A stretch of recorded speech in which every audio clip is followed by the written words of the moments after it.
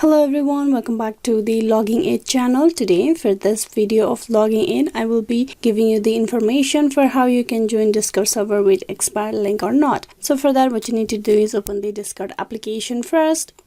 So once you open Discord, you might try to connect or join a Discord server with an expired link, but you are not being able to do that because you cannot join with that. Once the link is expired, you can no longer join that server anymore. You cannot join a Discord server with an expired link, but you can request the sender for another invite, or if the server has community enabled on it, you might actually see it in the explore section. As I've told you, you cannot join with expired link, but what you can do is you can check whether the server is public or not, and if it's public, you can ask any of the user, if that's your friend on the server, to send you the another link for you to join. Hope this information was useful. Thank you.